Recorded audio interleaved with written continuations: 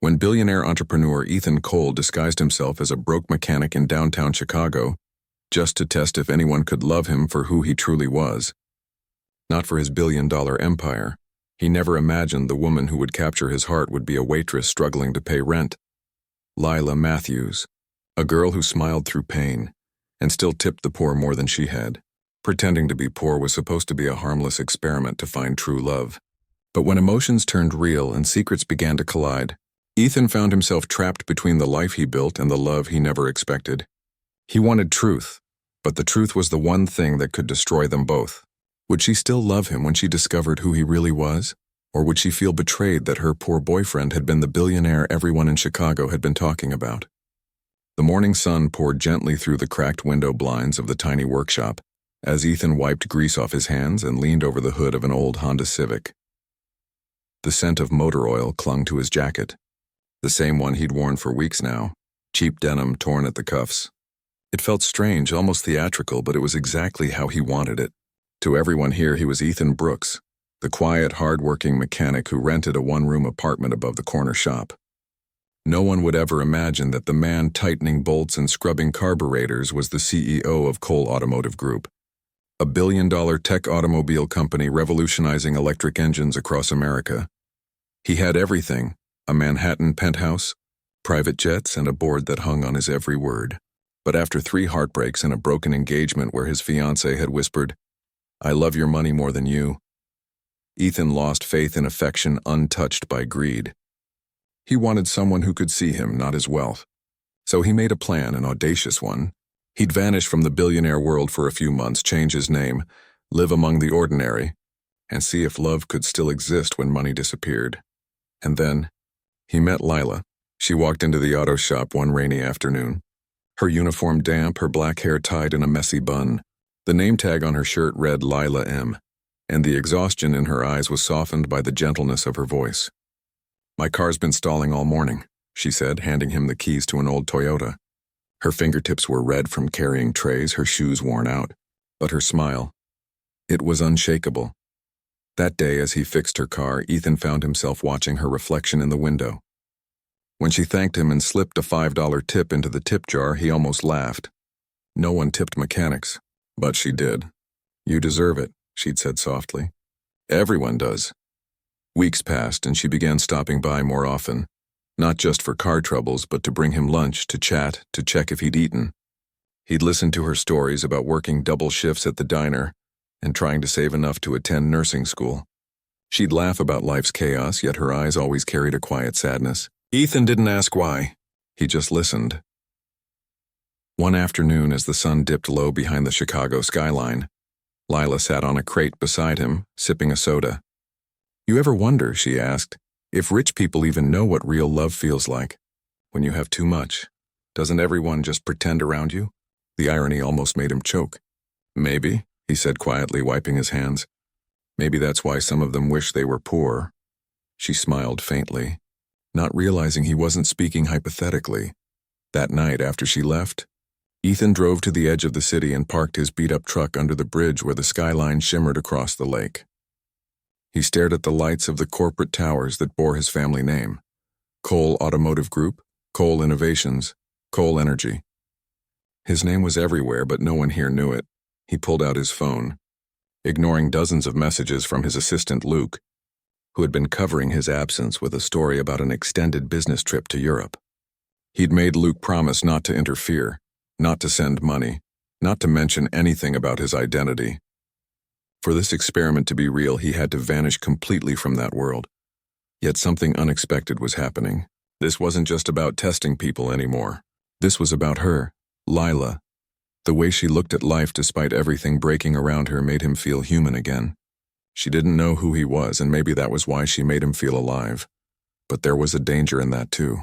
Each day he spent with her made it harder to hide the truth. His world was built on control, contracts, and strategy. But this, whatever this was, didn't follow any rules. A week later, he asked her to dinner at a small rooftop cafe downtown. He wore the same faded shirt, determined to stay Ethan Brooks for just one more night. The city lights danced around them, and for the first time she reached across the table and held his hand. "You know," she said with a shy smile. "I don't care that you don't have much. You're kind and you listen. That's rare." Ethan's heart ached. Her words were everything he'd wanted to hear, proof that someone could love him without his empire. But deep inside, a quiet fear grew stronger, because someday soon she would know, and when she did, he might lose the only person who had ever truly seen him. It was a quiet Saturday morning at the diner where Lila worked, the kind of morning when sunlight spilled lazily across the linoleum floors, and the smell of brewed coffee filled the air. Ethan sat at his usual corner table, pretending to read the menu though he knew it by heart. His grease-stained jacket hung on the back of his chair, his hands roughened by the weeks of physical labor. But there was a calmness in his eyes, a peace he hadn't felt in years. Lila moved between tables, her steps quick, her laughter soft. She carried plates of pancakes and steaming cups of coffee, chatting with customers who barely noticed the exhaustion tucked beneath her smile. She was radiant in a simple way, unpolished yet genuine, and every time her gaze met Ethan's, something unspoken passed between them. That morning, as the rush slowed, she finally came over. "You again?" she teased, pouring him coffee. "If you keep showing up here, my boss will think I'm bribing you for tips." He chuckled. "Maybe I just like the coffee." She rolled her eyes. "Yeah, sure. Our coffee tastes like regret." They both laughed, and for a moment it felt as if the world outside that small diner didn't exist. The billionaire boardrooms, the investors, the lies. Just her voice, her warmth, her world. When her shift ended, they walked together along the street toward the park. The wind played with her hair, and she tucked it behind her ear as they passed street vendors selling roasted corn and bracelets. "You ever think about leaving all this?" Ethan asked. "The city, the chaos, the noise?" Lila smiled wistfully. "All the time. But dreams cost money, Ethan, and I can barely keep up with rent." She paused. "Still, if I could leave, I'd go somewhere quiet. Maybe a little town by the lake. Open a small clinic, help people. You?" He hesitated, thinking of the irony. "I guess I'd build something meaningful. Something that matters." "You already do," she said gently, misunderstanding his silence. "You fix cars. You make people's lives easier." He looked at her, almost laughing at the contrast. In truth, the very engines that powered her customers' cars bore his company's insignia. The thought of telling her the truth gnawed at him more each day. But the fear of losing what they had kept him silent. They sat on a bench overlooking the park. Children played soccer nearby, their laughter echoing. "You know," she said, "you're not like most guys I've met. You listen. You don't just exist to impress." He smiled faintly. "Maybe that's because I've already seen what impressing people can cost." "What do you mean?" she asked. He stared ahead at the kids, remembering the parties, the women who had fawned over him because of his name, the business partners who toasted him while plotting behind his back. Let's just say sometimes when you have everything, you lose the one thing you need most: truth. Lila's eyes softened. Then maybe having nothing makes it easier to find it. Her words lingered in the air long after she left that evening. When Ethan returned to his tiny apartment above the workshop, he found Luke's message waiting on his burner phone. "Your father's board is restless. The investors are asking questions. The Coal Innovation Summit is next month. You're the keynote speaker. You can't vanish forever, Ethan." He stared at the message. The summit, a massive event that would broadcast live across the country, where he was expected to unveil the company's next-generation electric engine. It was the culmination of 3 years of work, a billion-dollar contract waiting to be signed. His presence wasn't optional. Ethan leaned against the wall, the truth closing in. How long could he pretend? What would happen when the truth came out? Not just to Lila, but to everyone. He picked up a small photo from his desk, a candid shot he'd taken of her laughing, her hair whipping across her face. She looked alive in ways the women from his former life never did. They had diamond smiles but hollow eyes. Lila had no diamonds, but her laughter could light a city. That night he dreamed of the day she'd discover who he really was. In his dream, her face shifted from shock to betrayal. She whispered, "You lied to me," and walked away into a fog of flashing cameras and reporters shouting his name. The next morning, he woke drenched in sweat. He made coffee, sat by the window, and stared out as the city stirred awake. Across the street, an old man was fixing a signpost, his hands trembling with age. Ethan found himself wondering if love built on lies could ever survive truth. Later that day, Lila stopped by the workshop again, carrying a paper bag. "Lunch," she said with a grin. "You can't keep living on energy drinks." He smiled gratefully, taking the bag. "You're too good to me," she shrugged. "You deserve it." As she sat beside him, unwrapping her sandwich, she looked around. "You ever think about starting your own garage someday?" Ethan paused, a hint of irony in his voice. "Yeah, I've thought about it," she nodded eagerly. "You'd be great at it. You care about people. You're not just fixing cars. You're helping lives run smoother." Something about her faith in him stung. She didn't see the billionaire who could buy the entire block they were sitting on. She saw a man worth believing in. When she left that evening, he watched her go, the air heavy with what he couldn't say. And for the first time in years, Ethan Cole, the man who could buy anything, realized he was terrified of losing something money couldn't replace. But destiny was already moving.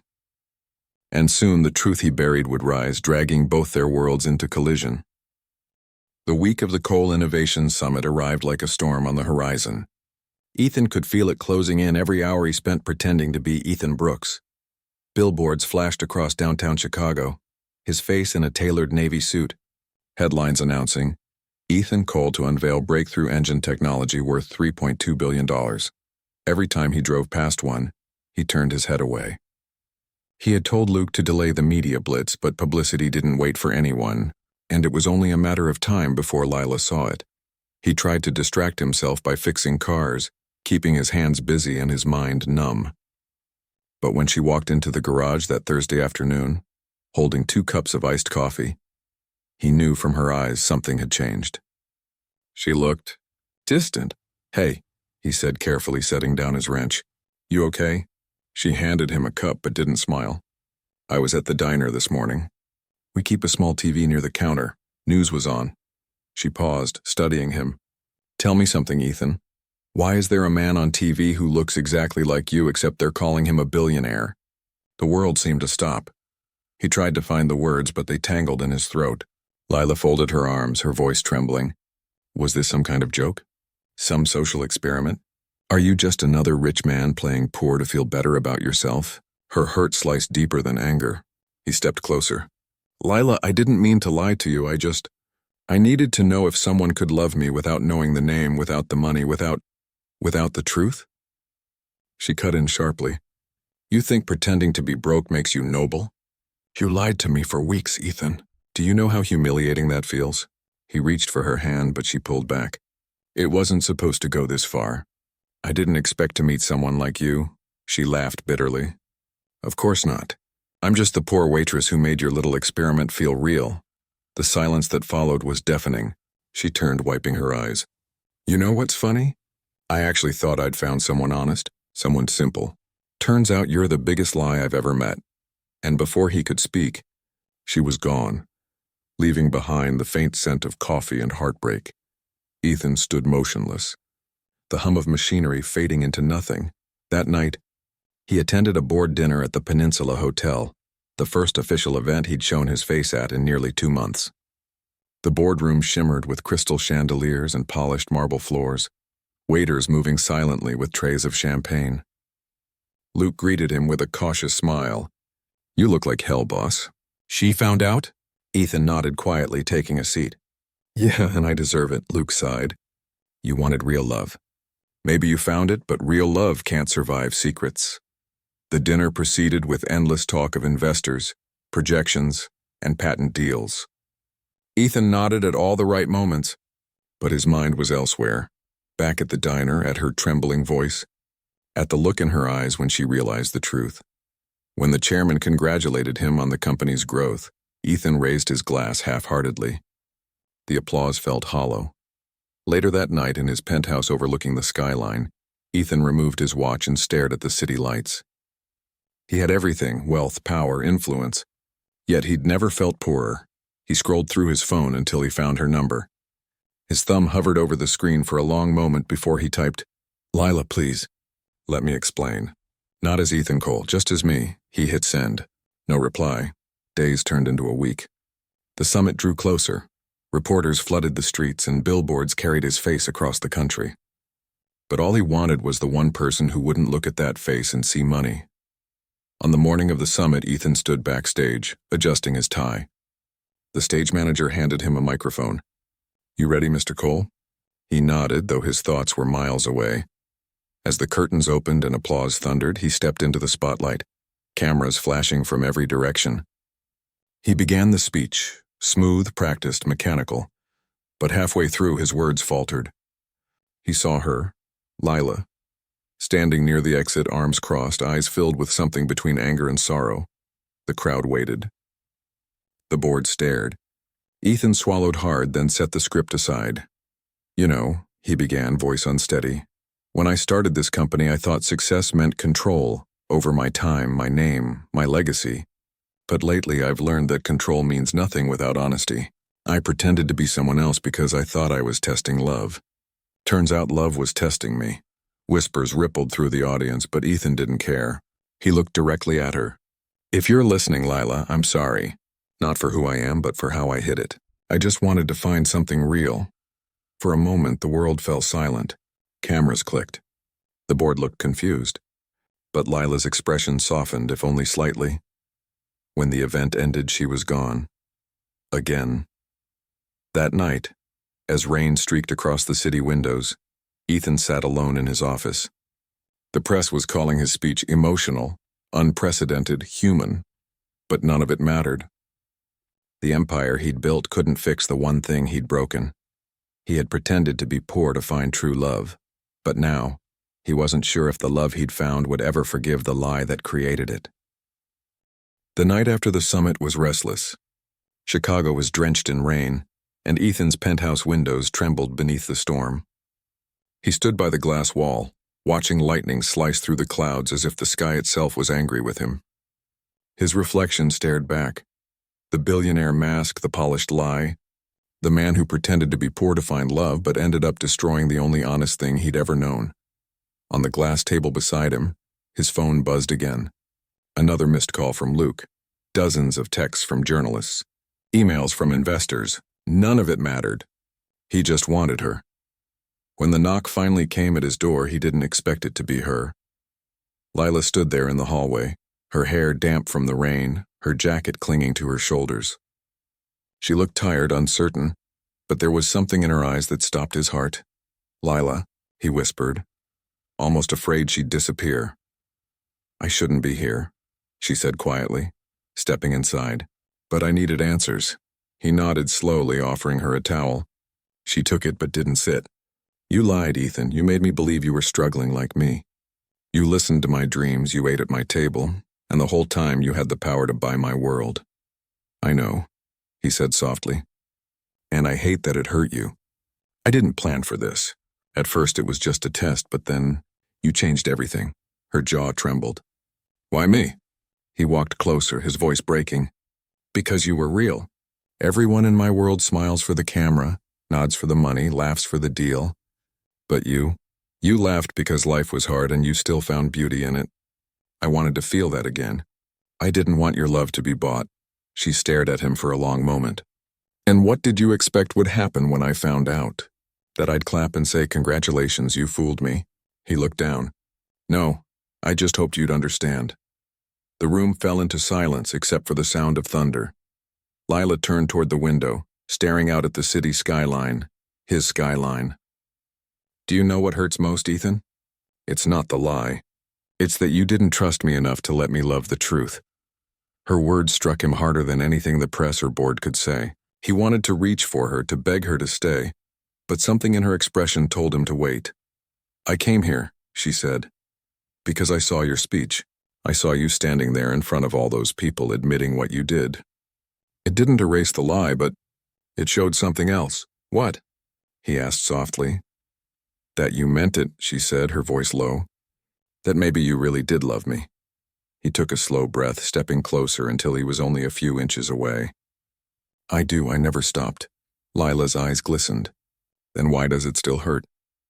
"Because real love always does," he murmured. She turned away, the rain outside reflecting the turmoil in her heart. He could see the battle within her, and pride versus forgiveness, love versus trust. Finally, she spoke. "You wanted real love, Ethan.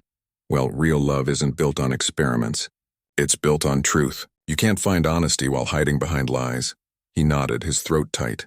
Then let me earn it. Not as the CEO, not as the billionaire. Just as me. Whatever it takes. Lila hesitated, eyes softening, but she shook her head. You can't buy time, Ethan, and that's what I need. Time to remember what's real again. The pain in his chest deepened, but he didn't stop her when she turned toward the door. Lila, he said quietly, I'll wait. No matter how long it takes, she paused, her hand on the doorknob. Then stop pretending, she whispered. Start being the man I fell for, not the one the world applauds. And then she was gone. Ethan stood there long after the door closed, her words echoing through the empty room. He looked around, the marble floors, the chandeliers, the art worth millions, and felt only emptiness. The next morning, he made a decision. He called Luke. Sell the penthouse. All of it, Luke's voice cracked. What, Ethan, are you serious? You're on Forbes's cover next week? You can't just... I can, Ethan interrupted calmly. Put it into a foundation, scholarships, small business grants. Real people. Is this about her? Luke asked cautiously. This is about me, Ethan said. About remembering why I started any of this. That day, the news exploded. Ethan Cole donates $200 million to Community Rebuilding Fund. Reporters flooded him with questions, but he refused interviews. For once, his silence wasn't strategy. It was peace. Weeks passed. He worked quietly, visiting local garages, helping young engineers develop electric prototypes.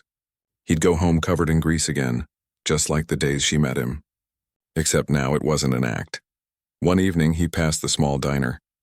Through the window, he saw her, Lila, serving coffee, smiling faintly. For a moment, she looked up and saw him. Their eyes met through the glass, no words, no gestures. Just silence, but not the painful kind. The kind that meant maybe someday. Ethan smiled softly to himself and walked away into the cool Chicago night. The rain finally gone, the city lights reflecting off puddles like quiet promises. He had pretended to be poor to find true love, and though the love had been shaken, the truth it revealed was richer than anything he had ever owned. But destiny wasn't finished with them yet. 3 months later, Chicago's spring sunlight spilled across the city, soft and golden. The Cole Foundation for Innovation and Community Growth had become headline news nationwide. Ethan's decision to liquidate part of his empire and invest in small communities shocked Wall Street, but inspired the country. Workshops for young mechanics, scholarships for underprivileged students, and new solar energy garages sprouted across the Midwest, all under his quiet direction. He no longer wore tailored suits or surrounded himself with flashing cameras. The man who once lived above the clouds now found peace on the ground, working shoulder to shoulder with people who reminded him of who he used to be before wealth built walls around his heart. But even with the foundation's success, something remained missing. Every time Ethan visited a project site, every time a student thanked him, he thought of her, Lila. He'd driven past the diner countless times, sometimes parked a few blocks away just to catch a glimpse of her through the glass. She looked happier now, lighter somehow, but he never went in. He had promised her time, and this time he meant it. Then one morning, fate stepped in. Ethan was overseeing the opening of a small training center downtown, a garage funded by his foundation to help low-income workers learn EV repair. The ribbon-cutting ceremony drew a modest crowd, community leaders, journalists, and volunteers.